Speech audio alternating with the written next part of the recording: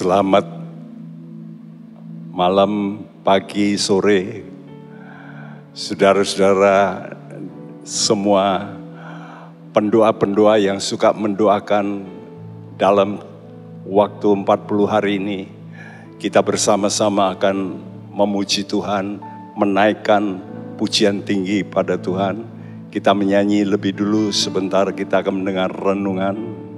Kita nyanyikan pujian ini.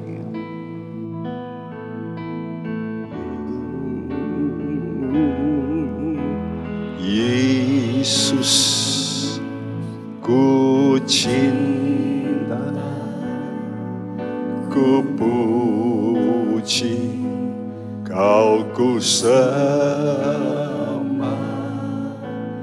mulialah namamu di bumi.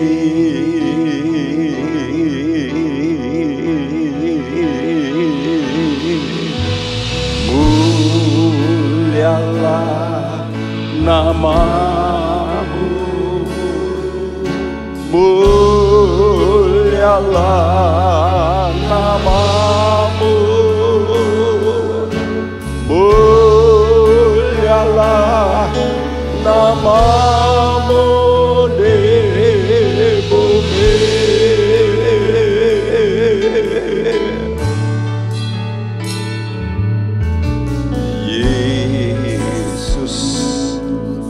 Ku cinta, ku puji, kau ku sembah, mulialah namamu di bumi.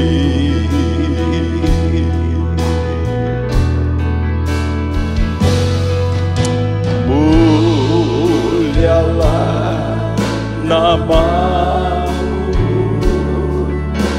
mulialah namamu, mulialah namamu di bumi.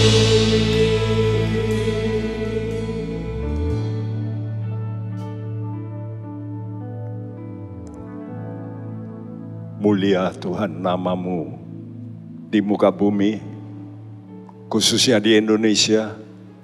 Saat-saat ini biar kemuliaan hanya bagi Tuhan saja. Kami mau menghampiri tahta anugerah-Mu, dan kami mau mendengarkan firman-Mu dalam namamu Tuhan Yesus Kristus. Amin.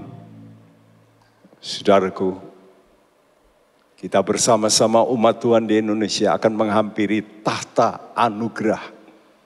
Sebagaimana imam besar ini masuk di ruangan Maha Kudus, menghampiri tahta anugerah untuk menerima pertolongan pada masanya. Dan inilah masa di mana kita butuh anugerah Allah. Umat Tuhan di Indonesia, saya ajak supaya semuanya bersyafaat, memohon anugerah Tuhan. Dan untuk mengerti hal ini, kita mesti memakai peta dari Tuhan. Musa naik ke gunung, selama 40 hari dia berpuasa untuk melihat sorga. Dan lalu dia mendapat revelation, wahyu. Apa itu sorga? Dan dia suruh membuat maket, yaitu tabernakel. Di situ ada halaman, ada ruangan suci, disebut kemah pertama, dan ruangan Maha Kudus, kemah kedua. Setahun sekali imam besar masuk ke ruangan Maha Kudus. Ibrani 9 ayat 1, 2, 3 lebih dulu kita baca.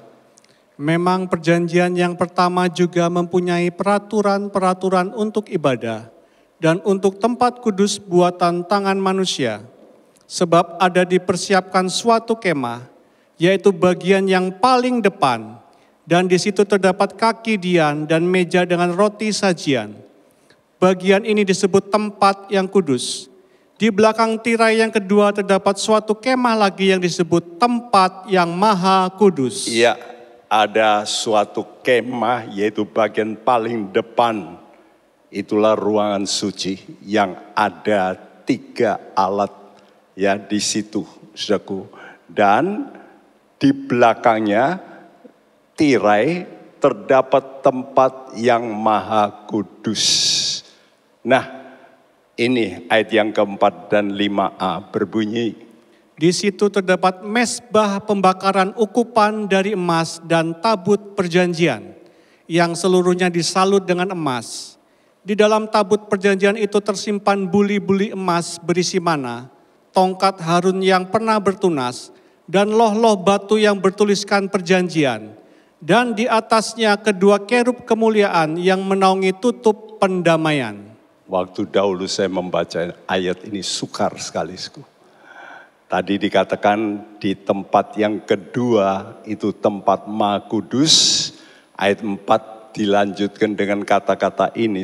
Di situ terdapat mezbah pembakaran ukupan dari emas dan tabut perjanjian. Aneh bukan? Padahal pembakaran ukupan itu kalau disebut mezbah dupa itu di ruangan suci. Kenapa disebut di ruangan maha suci? Saudara, nah inilah sebabnya mungkin kita perlu mengerti ya sebetulnya yang disebut mezbah ukupan itu kuncinya itu disimbolkan dalam satu yang namanya pembakaran ukupan dari emas. Kalau kita membaca dalam King James Ibrani 9 ayat 4 dikatakan yaitu imam besar yang mempunyai yaitu pedupaan emas dan dikatakan tabut perjanjian yang diselimuti dengan emas. Ya, saudaraku, ini sesuai juga dengan Wahyu 8 ayat yang ketiga. Dikatakan dan ada seorang malaikat datang dan berdiri di altar yang mempunyai pedupaan emas, golden censer, dan diberikan kepadanya begitu banyak kemenyan yang harus dipersembahkan bersama dengan doa-doa orang-orang kudus di atas altar yang kudus yang berada di depan tahta.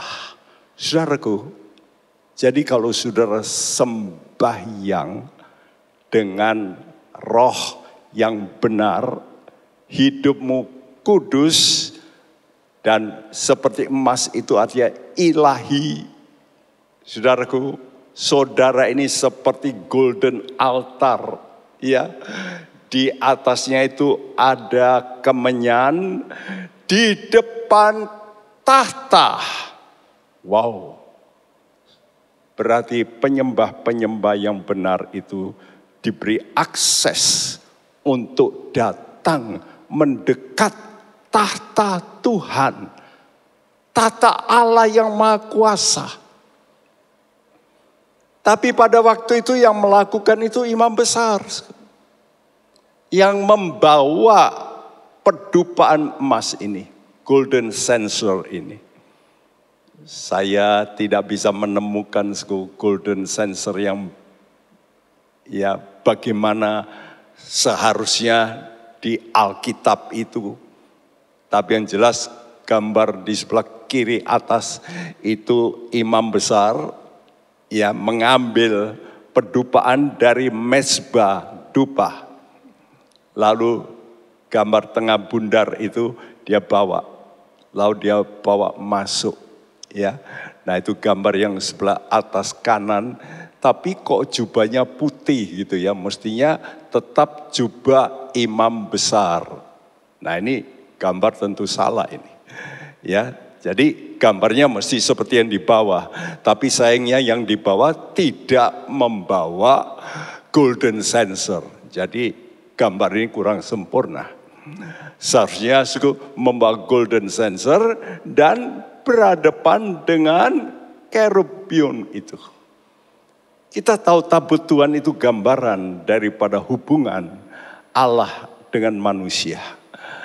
Tutup pendamaian itu gambaran daripada Kristus yang menjadi tutup pendamaian kita, di mana dikembangkan sayap. Artinya kalau kita mau tunduk, kita mau menjadi anak Tuhan yang mau taat, maka Tuhan akan mengembangkan sayapnya, melindungi kita, termasuk umat di Indonesia saat ini mau membawa yang namanya dupa, kemenyan, puji-pujian di hadapan Allah, tahta Allah. Tapi ingat, yang bisa masuk di sini itu hanya imam besar, bukan orang Israel. Jadi apa yang dibawa masuk? Yang dibawa masuk itu golden censer, pedupaan emas. Wah, ini memberikan pengertian pada saya. Kalau begitu, hati kita inilah yang harus menjadi pedupaan emas.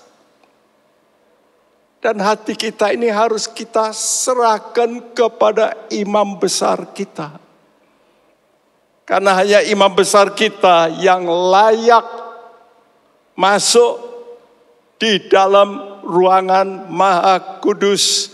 Tanpa dia kita tidak mungkin masuk. Jadi kita diizinkan masuk karena Yesus. Karena kita bersama Yesus. Kita ada di tangan Yesus. Karena itu saya katakan, serahkan hatimu kepada Yesus. Hati kita ini mesti seperti golden censer itu, pedupaan emas itu. Supaya hati kita yang sudah disucikan dengan darah. Kita tahu darahnya itu mahal. Hatimu mahal di mata Tuhan. Hatimu yang percaya, yang mencintai Tuhan, itu mahal. Itu seperti golden censer, pedupaan emas. Namun pedupaan ini perlu berisi, ya, untuk bisa dibawa masuk ke hadapan tahta Tuhan, di mana kemenyan, bau yang harum. Apa yang berkenan di hadapan Tuhan? Ucapan syukur kita. Ucapan syukur kita itu seperti dupa yang berbau harum. Justru saat-saat di mana kita mengalami yang namanya himpitan, makin terhimpit, makin dalam kesukaran, makin dalam mungkin sakit penyakit. Kalau sudah bisa mengucap syukur, itu di mata Tuhan itu baunya sangat harum. Salah satu yang menyebabkan keharuman itu bisa bertahan, itulah mur. Dan mur itu yang sebagai campuran daripada kemenyan, itu yang bisa menahan bau itu. Karena itu ada minyak-minyak wangi yang begitu disemprotkan 10-15 menit hilang. Ya, itu murah. Tapi yang mahal saya lihat di botol-botol kecil yang disebut perfume. Nah itulah yang mahal. Kenapa? Karena di situ harus diolah dengan getah mur.